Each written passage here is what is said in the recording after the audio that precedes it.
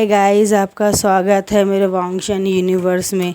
My broken heart का episode 3 start कर रही हूँ। आपको जैसा भी लगे तो लाइक शेयर कमेंट कीजिएगा। प्लीज़ मेरे चैनल को सब्सक्राइब कीजिए गाइस। मैं आपसे बहुत सारी उम्मीदें रख रही हूँ, काफ़ी मेहनत करती हूँ। प्लीज़ आपको पसंद ना आए तो प्लीज़ कमेंट किया कीजिए। तो स्टार्ट करते हैं। लैंजन बोलता है कि शायद कुछ लोगों के लिए रिलेशनशिप छोड़ देना और नई लाइफ में वापस जाके एंजॉय करना काफ़ी आसान है। कुछ लोग रिलेशनशिप को समझते ही नहीं है और बच्चे होने के बाद भी नई लाइफ स्टार्ट कर लेते हैं। कितने ईज़िली होता है उनके लिए पुराने रिलेशनशिप छोड़ देना। और ये बात जब वो बोलता है तो हमारे लैंजन के बड़े भाई जेबूजून आके बोलते हैं, ये बात तुम मत बोलो लैंजन, प्लीज़ ये बात तुम बिल्कुल मत बोलो। रिलेशनशिप के बारे में तुम बात ही मत करो। और कोई के बारे में तुम बात करो तो तुम उसमें काफ़ी बेटर हो, बस रिलेशनशिप के बारे में तुम बात मत करो। तुम हर चीज़ में आप बहुत अच्छे हैं लेकिन रिलेशनशिप में अच्छे नहीं हैं, क्योंकि आपकी रिलेशनशिप हमने देखी अपनी आँखों से। आपने 4-5 साल की शादी में और अपने 4 साल के बच्चों को छोड़ के 6 साल से आप एक ऐसा रिलेशनशिप निभा रहे थे जिसमें आपको अपनी वाइफ होने के बाद भी आपने अपनी एक्स गर्लफ्रेंड के साथ इंजॉयमेंट किया, रिलेशनशिप बनाया। और आप इसलिए वी वुजियान को आप इग्नोर नहीं कर सकते और उसके ऊपर पूरी गलतियों का टोकरी उसके सर में नहीं डाल सकते। ये पूरी गलती की टोकरी तुम्हारी है तो तुम अपने सर पे डालो। और वो बच्चा इसलिए लेके नहीं गया कि उसे बच्चों से प्यार नहीं है, वो इसलिए लेके गया लैंजन कि उसे अपने बच्चों से बहुत प्यार है। और तुम अगर वो लेके चला गया तो बच्चों के बगैर तुम कैसे रह पाओगे, ये सोच के वो अपने बच्चों को समझा के तुम्हारे पास छोड़ के चला गया कि वो उसे ना याद करे लेकिन हर कीमत में अपने फादर के साथ रहे और उसे बहुत सारा प्यार करे। और अंकल बोलते हैं, जेबूजून तुम किसे समझा रहे हो? उस समझदार लैंजन को, उसे बिल्कुल मत समझाओ। हमारा ईबो बहुत समझदार है। चलो हम लोग चलते हैं। हमें क्या बोलते हैं, यानियन से नए पार्टनरशिप है, ये हमारा नया पार्टनरशिप है, करना है। इससे हमें इससे भी बात करना है बिज़नेस के लिए। ये हमारे साथ थाईलैंड से यहाँ आया है, ये हमारा नया पार्टनरशिप है हमारे बिज़नेस का।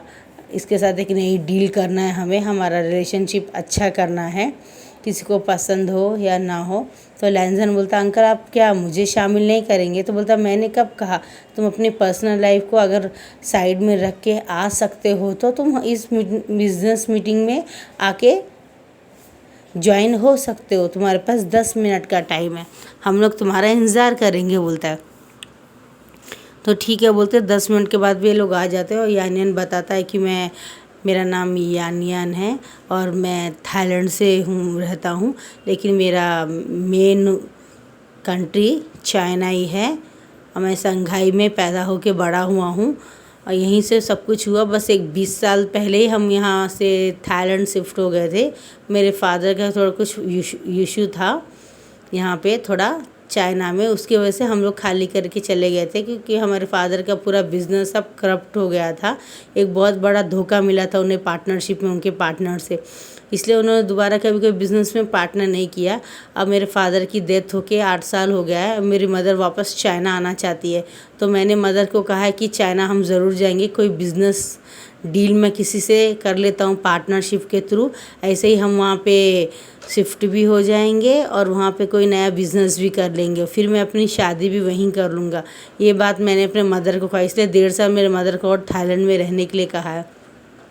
अगर वांग से मेरा बिज़नेस ओके हो जाता है तो मैं पार्टनरशिप पेपर साइन करने के लिए रेडी हूँ और प्रॉफिट हमारा बराबर रहेगा, 50% 50%। लॉस भी हम बराबर का ही अफोर्ड करेंगे, तो बिज़नेस भी बराबर का ही रहेगा हम लोग का। तो बोलता है, उसके अंकल बोलते हैं ठीक है फिर। और वो करके बोलते हैं, लैंजन तुम क्या कहते हो? तो बोलता है, हाँ मुझे भी बहुत खुशी है आपसे, काफ़ी समझदारी वाली बात की है आपने। बिज़नेस में अगर प्रॉफिट 50% है तो लॉस को भी हमें 50% अफोर्ड करना चाहिए। मुझे कोई प्रॉब्लम नहीं अंकल, मैं आप साइन कर देंगे। बोलता हाँ मेरा साइन करना थोड़ी है, 50% जेबूजू ना, 50% तो तुम्हारा ही है बिज़नेस। और मैं बस एक सिक्योरिटी के टाइम पे, एक सिक्योरिटी के टाइम पे मैं एक साइन कर सकता हूँ, बस उतना ही। और मेरे हाथ में अब क्या, मैं तो बुढ़ा हो गया। बोलते नहीं अंकल ऐसा मत बोलिए। और वो दोबारा आके अंकल के पास गले लग के और सॉरी अंकल बोलता है, एवरीथिंग के लिए सॉरी बोलता है। और उसके अंकल बोलते हैं ठीक है ओके बेटा बोलते हैं, अब तुम बड़े हो गए हो, जो फैसला करो अपने लाइफ में समझदारी से करो लैंजन। अच्छे बुरे दिन सबको आते हैं, अच्छी चीज़ों को संभाल के रखना ही समझदारी होता है। और ये बात वो बोल रहा था। उसके बाद में फिर वो लोग ओके बाय करके यान यान अपने साथ चला जाता और विंग दोनों बच्चों के साथ बहुत सारा खेल रहा था। और 1.5 घंटे की मीटिंग के बाद जेबूजन बोलते हैं विंग चलो हम कॉफ़ी पीते हैं। तो विंग बोलता है चले बड़े भैया बोलता है। और अंकल भी कॉफ़ी पीने जाते हैं। तो यान यान विंग का हाथ पकड़ को बोलता है विंग चलो ना, क्या बोलते हैं मैं जा रहा हूँ, क्या तुम बाद में आ जाओ बच्चों से मिल के। तो ये बोलता है नहीं नहीं मुझे यहाँ पे ज़्यादा कुछ काम नहीं है, मैं भी क्या बोलते हैं बच्चों से मिल लिया, काफ़ी देर हो गई मैंने बच्चों से मिल लिया। 1.5 घंटा से तो मैं बच्चों के साथ ही हूँ ना, आया हूँ जब से आप लोग की मीटिंग हो गई सब। ठीक है मैं चलता हूँ। तो मैं थोड़ा मेरे कपड़े लेता हूँ, मेरे कपड़े यहाँ रखे हैं, मैं उन्हें थोड़ा पैक कर लेता हूँ, तुम 10 मिनट रुको बोलता है। और जैनचंद बोलता है हाँ मैं भी आता हूँ करके बोलता है। और नी हुसैन बोलता है हाँ मैं भी तुम्हारी मदद करता हूँ। और वेल्डिंग भी आ जाता है, ये क्या हमारे दोनों नोटी नोटी पप्पी जैसे बच्चों के साथ खेलने लग जाता है। और लैंजन अपने रूम में जब जाता है तो ऐसे ही देखता है विंग को, और विंग पूरे कपड़ों को फोल्ड कर रहा होता है। और उसे याद आता है वो बेड देख के कि लैंजन उसे कितना प्यार करता था। यानी उसने कभी प्यार तो नहीं किया लेकिन विंग के लिए तो प्यार ही था ना। उसका बेड में पीछे से हक करना, उसे किस करना, वो पूरा उसे याद आता और उसकी आंखों से आंसू निकल जाते। और वो अजीब सी जेबल्स में बोलता है क्या हुआ, हो गया तुम्हारा पैकिंग? बोलता है हाँ हो गया, 4 सूटकेस पैक करके और वो जाने लगता है। तो अचानक थोड़ी देर में हमारा लैंजन बोलता है विंग, तो बोलता है तुम ये भूल जा रहे हो। तो बोलता है ये इसकी मुझे अब ज़रूरत नहीं है, ये तुम्हारा था, ऐसे तुम अपने पास ही रखो, मुझे इसे नहीं चाहिए। तुम उस इंसान को दे देना जिसे तुम बहुत प्यार करते हो या तुम्हें जो पसंद आए। ये तुम्हारी रिंग है। अब बोलता तुम्हारी रिंग, बोलता उसे तुम निकाल के कहीं भी फेंक सकते हो, मुझे अब नहीं चाहिए वो बोल के वो चला जाता। ओके अंकल मैं जा रहा हूँ, अच्छा जेबूजन मैं जा के आता हूँ। अब आए बच्चों बोलता है मामा हम भी आपके साथ चलेंगे। नहीं बेटा मैं थोड़े काम से जा रहा हूँ, तुम जब मुझे याद करोगे मैं आ जाऊँगा बोलता है बाय। और यानी बोलता है बाय मेरे प्यारे क्यूटी बप्पो, ये बोल के चला जाता है। लैंजन एकदम सीरियस फेस बना के देख रहा होता है। उसके बाद में हमारा विंग कार में बैठ के चला जाता है। तो न्यूसैन बोलता है विंग तुम मेरे साथ बैठो, यानी तुम क्या बोलते हैं उसके साथ बैठो ना करके बोलता है। तो बोलता है जैन चैन के साथ बैठ जाओ वेल्डिंग के साथ, मुझे थोड़ा विंग से बात करना था। तो बोलता है हाँ नो प्रॉब्लम बोलता है। और वो लोग उनके घर के पास चले जाते हैं। उसके बाद आता है और ये नीकलैंड चला जाता है। हमारा विंग नीकलैंड जाने के बाद में अपने कपड़ों को तो उसके घर में भेज देता है वो मैडम यू के पास। लेकिन नीकलैंड यहाँ चले जाने के बाद में वो बहुत याद करके बहुत कुछ सोचता है कि मेरी ज़िंदगी में ऐसा कुछ हुआ, ये सब हो रहा है, ये सब बहुत तो सोच के बहुत परेशान होता है। ऐसे ही कुछ दिन निकल जाते हैं। तो उसके अंकल बोलते हैं विंग क्या तुम कहीं बाहर जा रहे हो क्या, कुछ पढ़ाई वगैरह कुछ करने के लिए? तो बोलता है नहीं अंकल मैं थोड़ा बिज़नेस का कुछ पढ़ाई करने के लिए बाहर जाना चाहता हूँ। वैसे भी मैंने अपनी सारी ज़िंदगी तो ऐसे बेकारी कर दिया, काश मैं शादी के पहले कुछ पढ़ लिया होता तो शायद मैं अपना कुछ बिज़नेस कर सकता था यहाँ। बोलता नो प्रॉब्लम बेटा तुम वांग सा बिज़नेस। बोलता नहीं अंकल मैं वांग सा बिज़नेस कभी नहीं ज्वाइन करूँगा, जहाँ लैंजन है मैं वहाँ रह के काम नहीं करना चाहता हूँ। तो जेबूजन बोलते ठीक है विंग से मैं तुम्हारे लिए कोई नया बिज़नेस खोल देता। बोलता नहीं भैया मैं अपने हाथ और अपने आप से ही बिज़नेस कुछ करना चाहता हूँ, तो मैं कुछ जानना चाहता हूँ बोलता है। तो बोलता ठीक है विंग तुम्हें जैसा ठीक लगे। और हमारा विंग अपना नी हुसैन के साथ में वेल्डिंग के साथ में अमेरिका चला जाता है। और वहाँ पे जाने के बाद में क्या बोलते हैं आता है, एक 6-7 महीनों के बाद में वापस आता है। अब कहानी हमारी 6 महीने एक बात की है। लैंजन पूरी तरह से सोच रहा होता है कि और उसे गिल्टी फील हो रहा होता है कि मैंने विंग को जाने क्यों दिया। अब विंग के बच्चे काफ़ी याद करते थे, कभी कभी बीमार भी हो जाते थे, लेकिन जब लैंजन विंग को फ़ोन लगाता था और वो बच्चे बात करते थे तो बहुत खुश हो जाते। मामा आप कहोगे कोई नहीं बेटा मैं कल आ रहा हूँ बोल के बोलता था। और बच्चे जब वापस आते थे तो हमारा विंग एक अकेला नहीं आया होता, उसके साथ उसका एक प्यारा सा नॉटी सा एक दोस्त भी आया होता है। और वो दोस्त है उससे बहुत खुश हो जाता है। सब लोग उसको देख के अरे वाह ये दोस्त तुम्हारा कब आ गया तुम्हारे साथ करके बताता है। और ये उसका दोस्त एक जिमिन रहता है, जिमिन उसका दोस्त रहता है और उसको देख के बहुत खुश हो जाता है। अरे जिमिन तुम कैसे हो, बोलता हाँ मैं ठीक हूँ अंकल, ये मेरा दोस्त जिमिन है, अमेरिका में पढ़ता था, अमेरिका में ही रहता है, बस कुछ दिनों के लिए यहाँ पे आया है। बोलता तो जिमिन तुम कैसे, बोलता अंकल मैं अच्छा हूँ, मुझे डांस करना सिंगिंग करना मुझे बहुत पसंद है। बोलता है ओहो करके बोलता है। अरे बात सुन के उससे बहुत खुशी होती है। बोलता तुम करते क्या, बोलता अंकल आप बीटीएस का नाम तो सुने होंगे। बोलता हाँ मैं उसमें मेंबर हूँ, हम 7 मेंबर्स हैं, मैं जिमीन हूँ। बोलता तो ओके ओके बोलता है। विंग बहुत अच्छा है अंकल सिंगिंग में भी और पेंटिंग में। बोलता हाँ लेकिन मैं कुछ और ही अलग करना चाहता हूँ। बोलता हाँ उसने बिजनेस मैनेजमेंट की क्लास ली है और वो क्लास भी अभी स्टार्ट कर रहा है। ऐसे ही धीरे धीरे करके हमारे बच्चे 4 साल के जो बच्चे होते हैं वो अब 6 साल के कंप्लीट हो जाते हैं। और हमारा यानियन को भी वांग के साथ बिजनेस करके अब 3 साल कंप्लीट हो गए होते हैं और विंग का भी एक नया बिजनेस हो जाता है। वी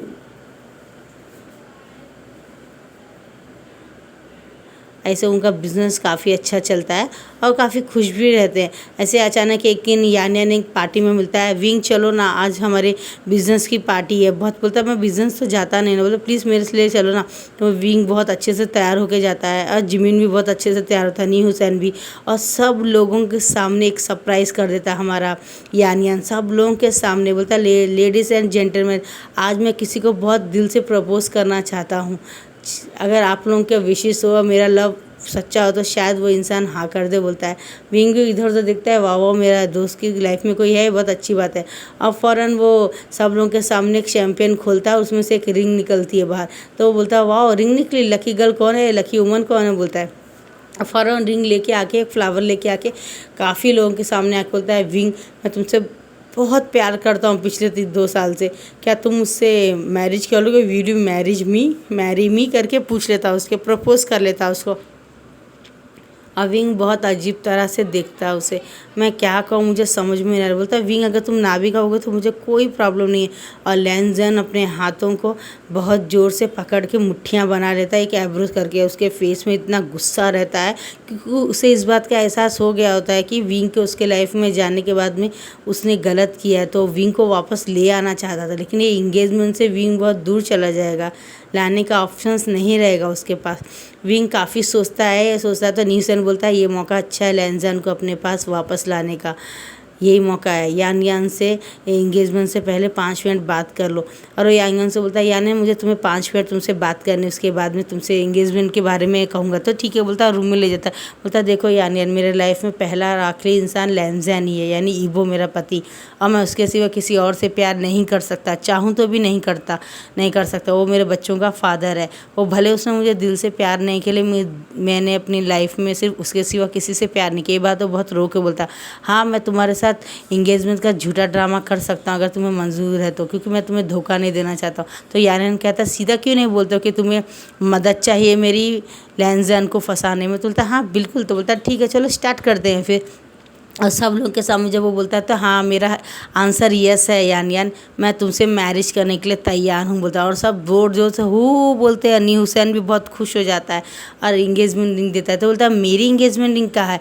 तो वो बोलता है नी हुसैन बोलता है बेफिक्र रहो, ये एक नई रिंग है, मैं तुम्हारे बर्थडे में तुम्हें देने वाला था, आखिरकार ये रिंग कब काम, ये रिंग और पहना दो यान को।